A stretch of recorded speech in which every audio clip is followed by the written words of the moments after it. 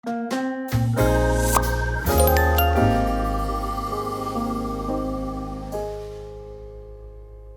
nggak cantik, ngerasa kurang kurus, kurang putih. Kenapa cewek-cewek pada insecure ya? Sebagaimana perempuan muda pada umumnya, aku juga dulu waktu masih muda kejebak di perasaan insecure ya. Perasaan insecure ini jadi blocker untuk banyak hal, jadi nggak pede untuk unjuk diri, nggak pede untuk memulai apapun karena ya nggak pede sama kemampuan diri juga gitu ya. Terus takut malu, takut jelek, takut gagal, jadi banyak takutnya. Over time, aku mulai ngerasa percaya diri dan nyaman sama diri aku, ya secara fisik maupun kompetensi. Nah terus suatu hari aku posting foto di Instagram dengan caption gini ya.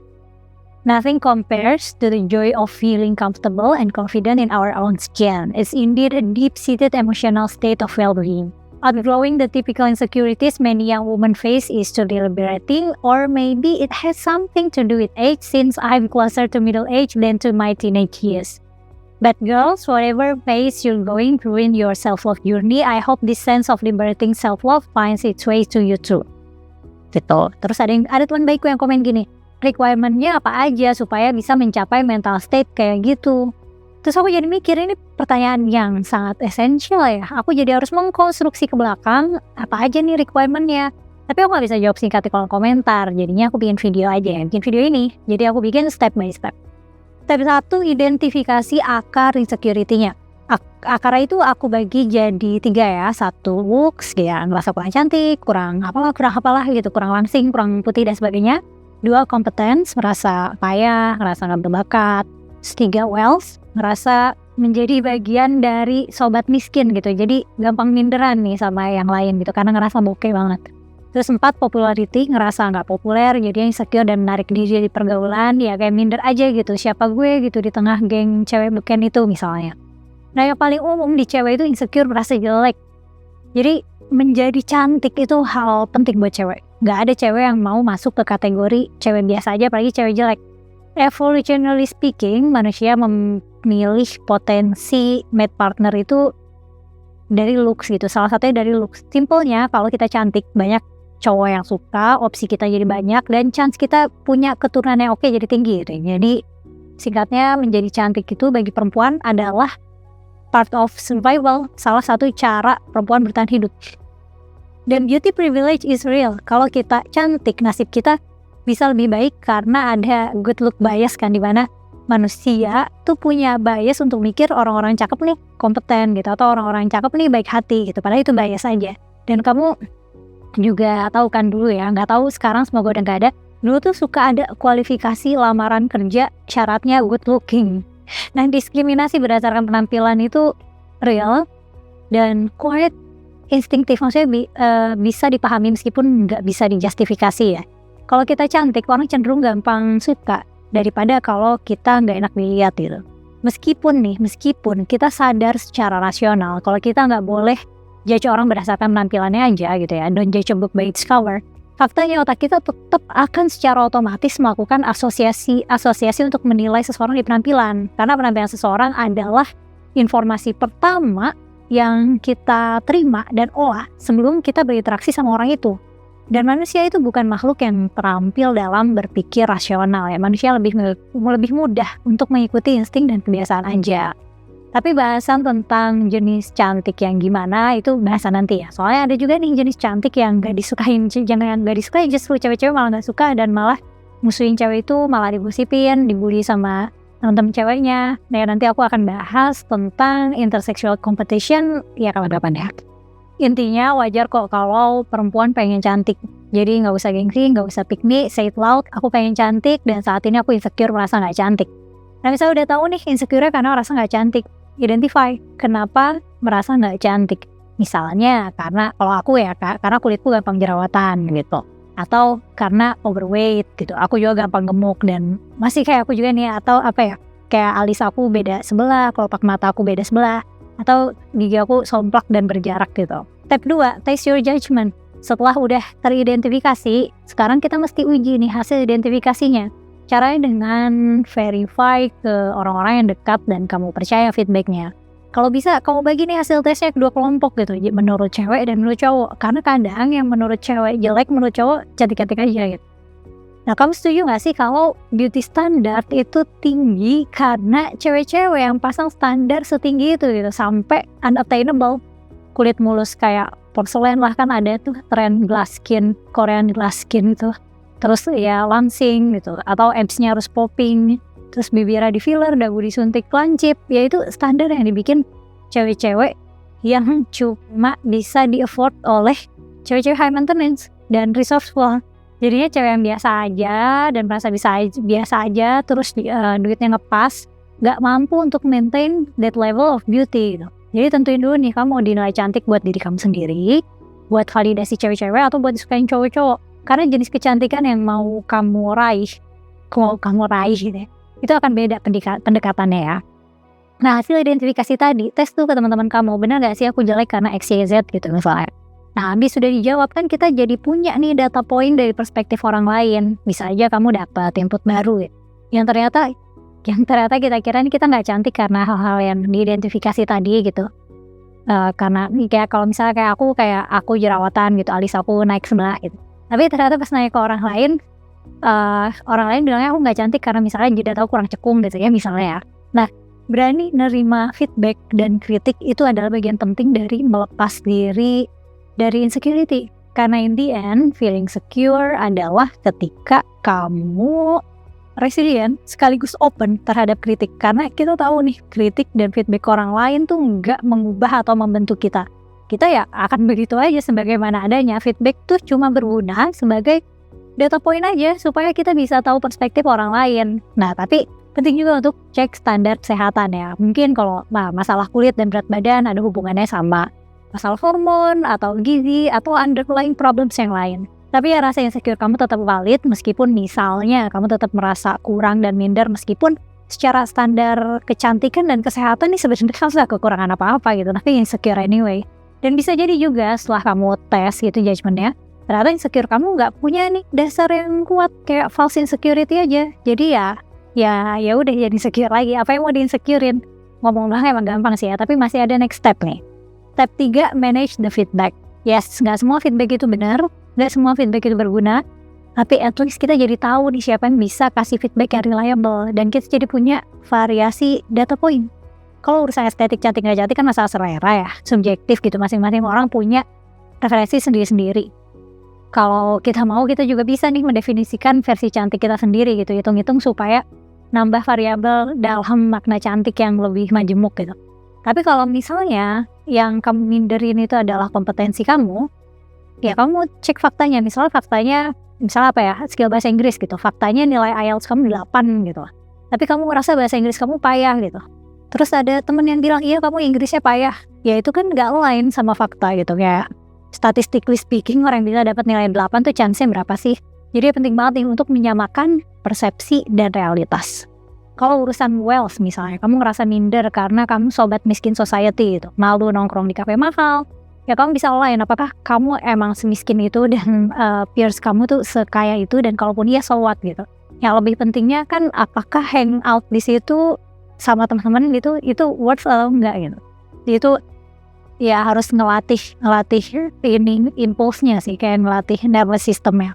Kalau misalnya urusan popularitas nih, lain lagi juga, apakah teman-teman yang kamu anggap populer itu mentingin popularitas individu?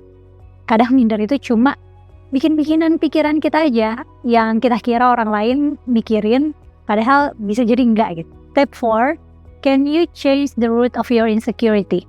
Bisa diubah nggak akar insecure itu? Kalau bisa, mau ngubahnya nggak? Misalnya kamu merasa nggak cantik nih, mau nggak berusaha supaya glow up gitu? Kalau kamu minder karena bokeh, mau nggak cari cara supaya lebih berduit gitu? Nah, kalau kamu minder karena merasa payah, mau belajar dan berusaha upgrade diri nggak? Nah, paling penting itu ya bagian next step-nya ini sih, karena jangan sampai kita jadi orang yang mengeluh tapi stuck gitu. Kayak ya harusnya kalau nggak mau berubah ya jangan ngeluh juga gitu, nggak sehat ya nggak sih? Harusnya belajar nerima gitu kan, nggak mau susah payah berubah. Tapi kalau misalnya nih hal-hal yang kita minderi itu adalah hal-hal yang nggak bisa kita ubah. Misalnya aku minder karena kondisi keluargaku gitu ya, aku nggak bisa ubah keluargaku.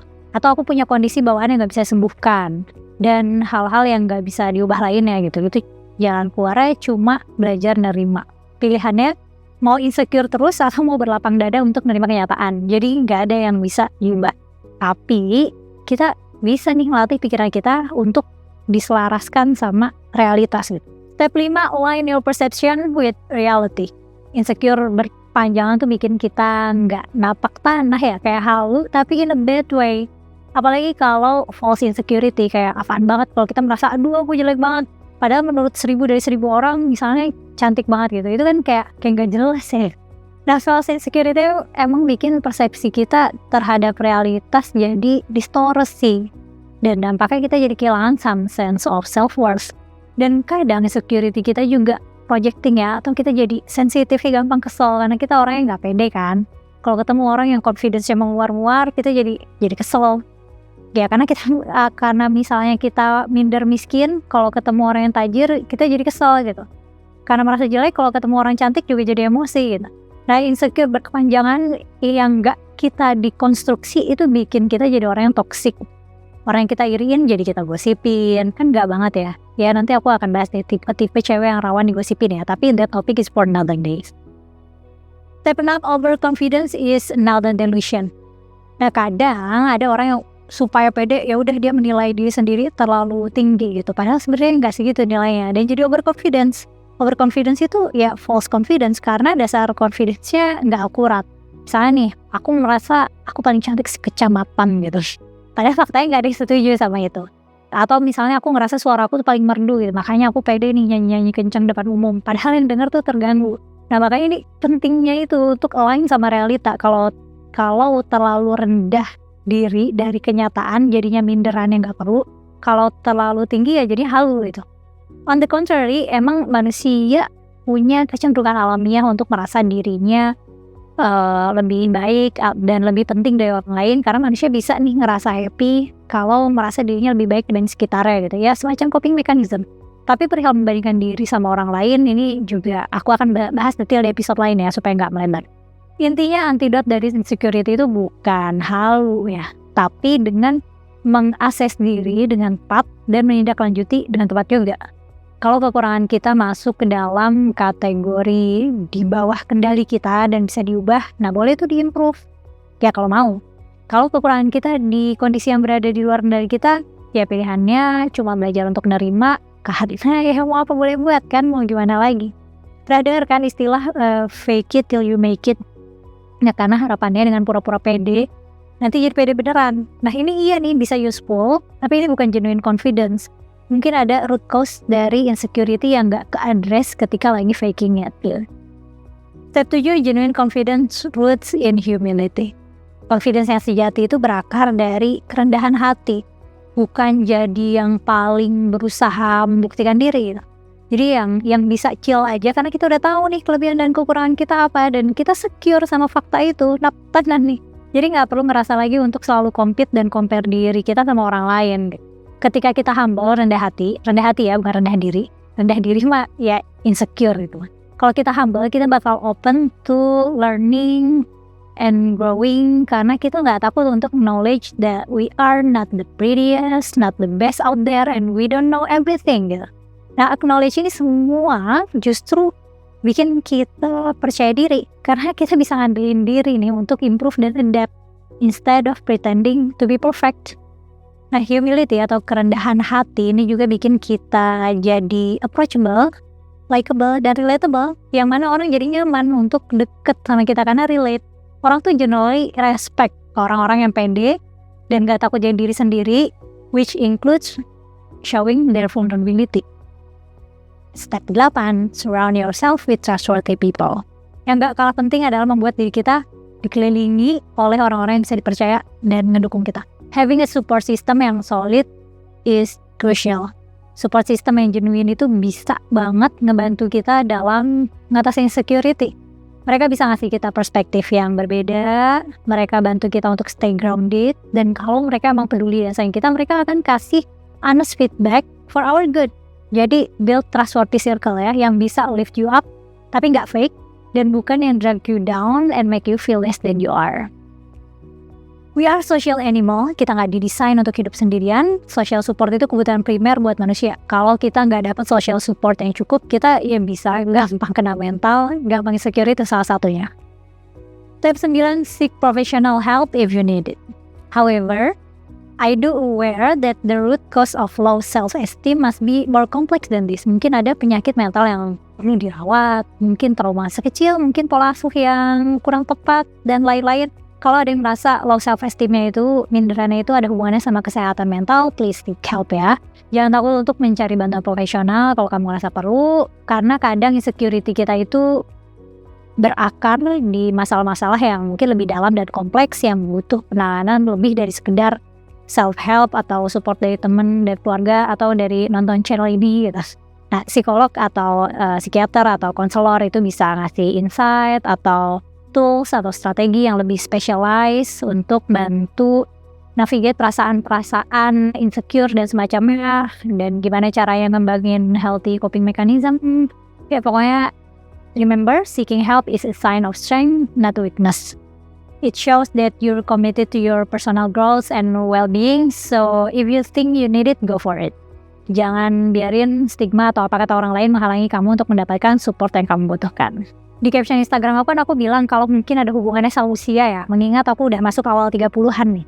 Tapi sebenarnya nggak necessarily karena usia ya. Berusaha menjadi percaya diri itu mental practice, dan practice itu kan butuh waktu gitu. Jadi ya harapannya semakin dewasa, semakin pede, dan semakin sadar kalau banyak dari hal-hal yang kita khawatirkan dan bikin minder itu sebenarnya seringkali nggak esensial dan nggak substansial, tapi itu penting untuk di-address ya, supaya kita nggak tumbuh jadi tante-tante julid di masa parubaya gitu, karena nggak bisa address masalah insecurity waktu muda.